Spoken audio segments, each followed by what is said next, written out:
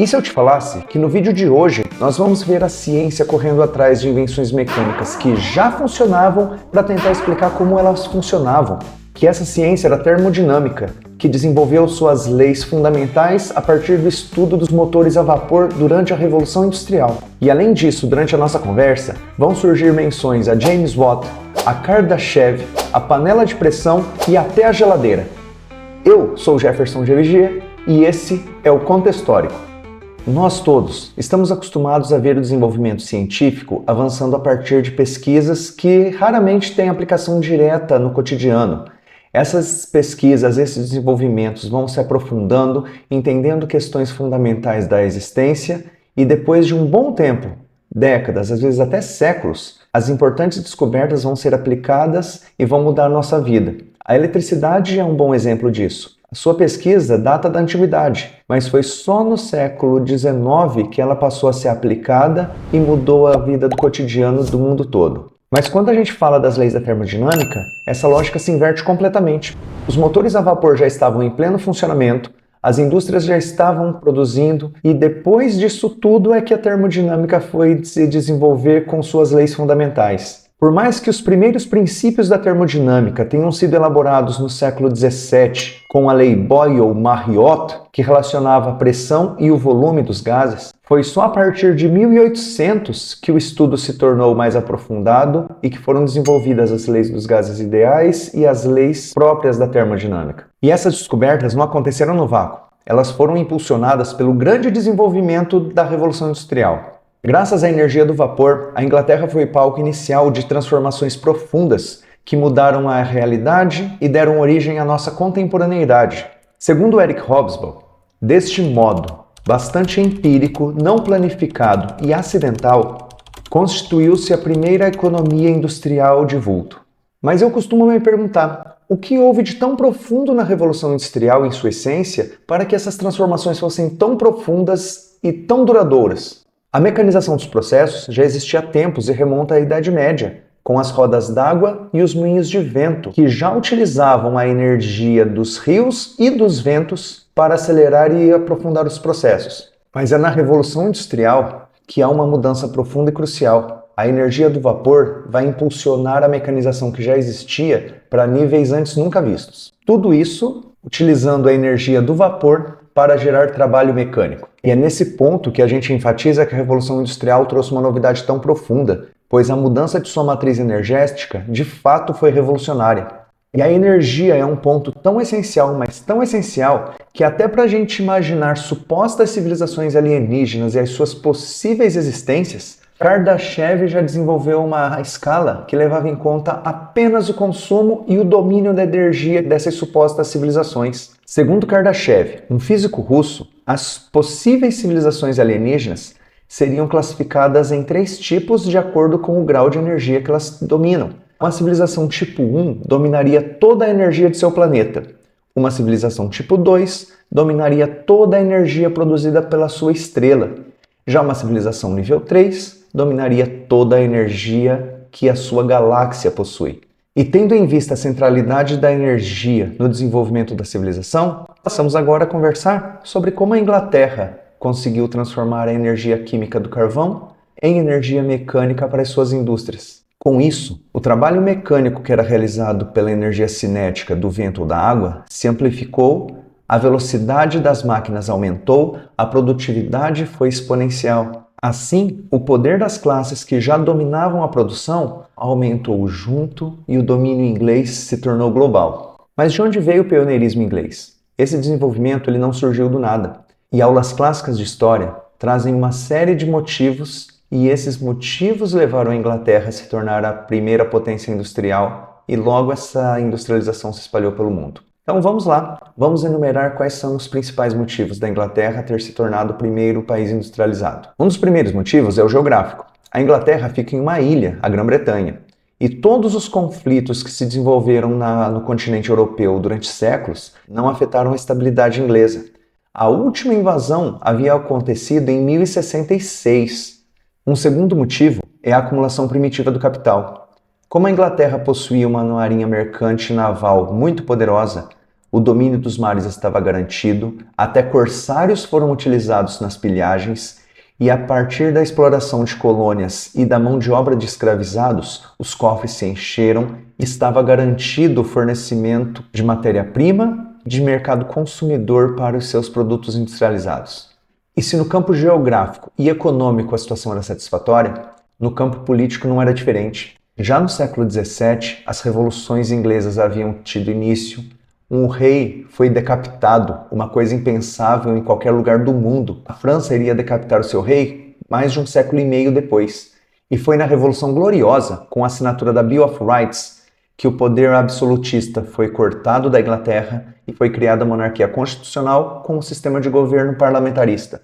Ou seja, as decisões governamentais seriam tomadas pelo parlamento, composto pela nobreza e pela burguesia. Estruturado o poder político, estava aberto caminho para que leis que facilitassem o desenvolvimento econômico fossem aplicadas. Uma das principais são os atos de cercamentos. Em união entre a nobreza e a burguesia, as terras antes comunais que eram usadas pelos camponeses para sua própria subsistência ou para a criação coletiva de gado foram cercadas para que fossem criadas ovelhas e o fornecimento de lã fosse garantido para as indústrias que estavam começando. Sem a possibilidade de subsistência no campo, iniciou-se um longo processo de êxodo rural que levou os camponeses para as cidades, os artesãos a perderem o seu pequeno prestígio social e foi formado um grande exército de mão de obra barata e abundante para as indústrias. Além disso, o território inglês era rico e abundante em carvão mineral e ferro. Em último lugar, mas não menos importante, se valendo de todos esses princípios que favoreciam o desenvolvimento inglês,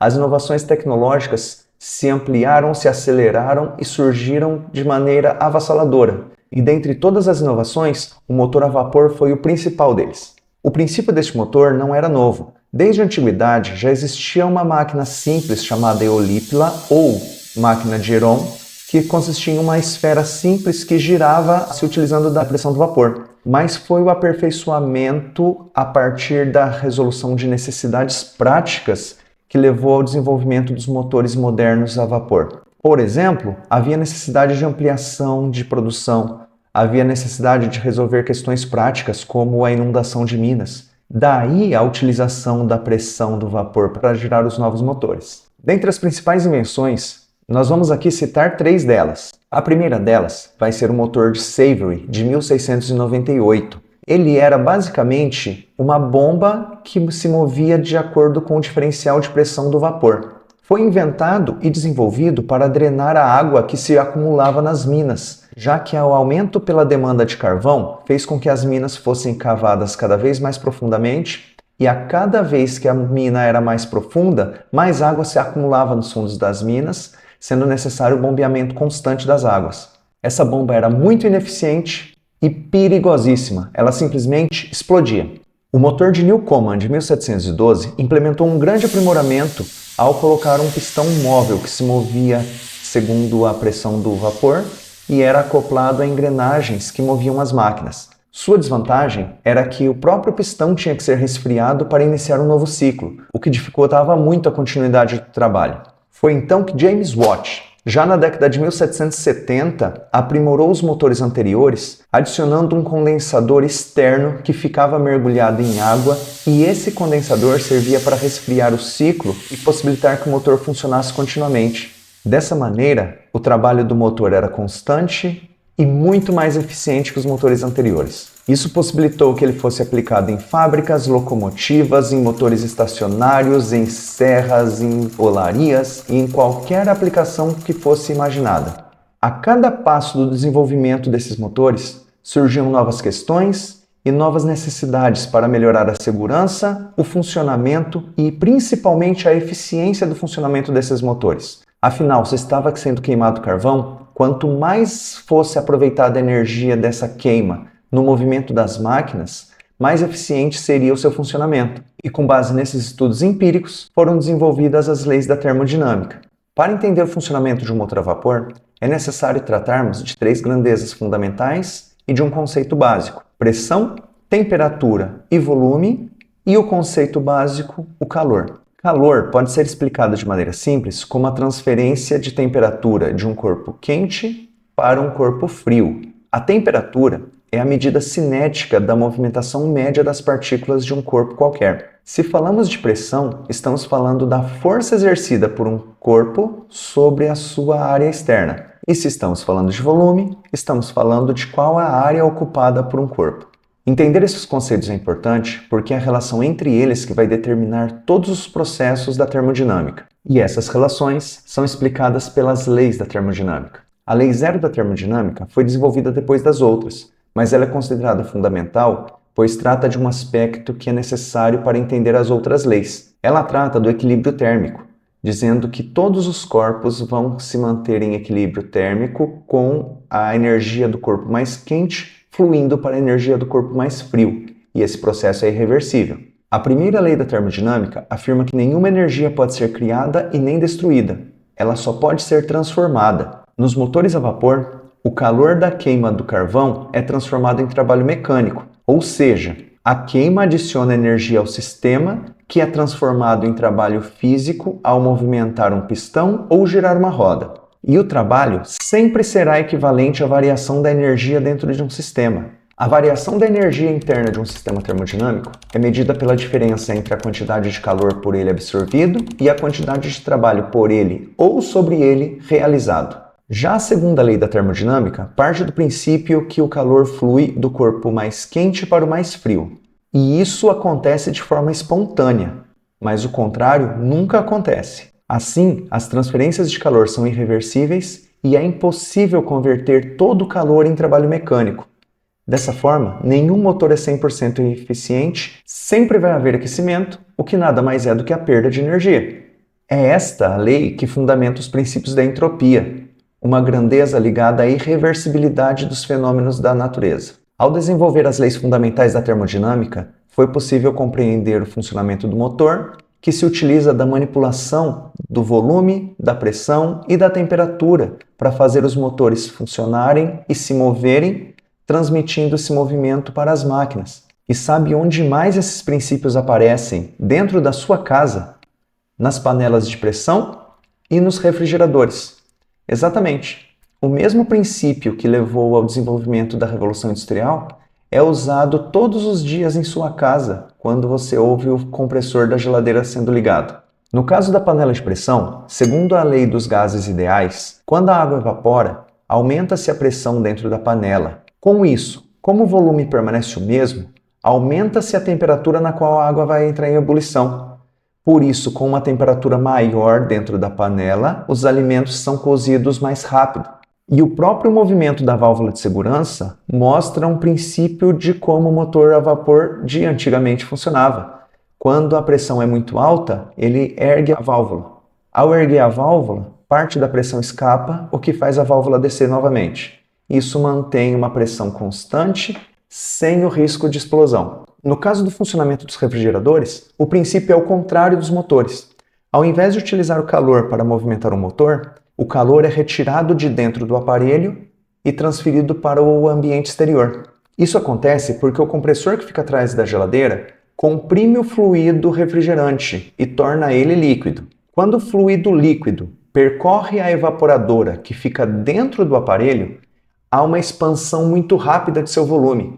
Ao expandir, a temperatura cai bruscamente. Por isso, ele absorve todo o calor de todos os itens que estão dentro da geladeira. Depois disso, esse fluido que está em estado gasoso é conduzido novamente para o compressor, onde ele vai ser comprimido para o estado líquido e dá início a um novo ciclo.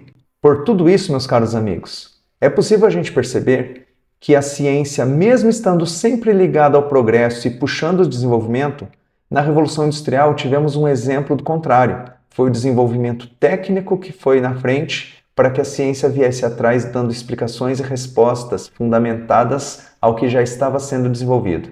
A busca por maior produção e maior eficiência energética levou a ciência a desenvolver as leis da termodinâmica, não como fruto da pura curiosidade científica, mas como resposta às necessidades econômicas da classe burguesa. Esse período não mudou somente a maneira como produzimos os bens, mas mudou a essência da relação entre tecnologia, ciência e sociedade.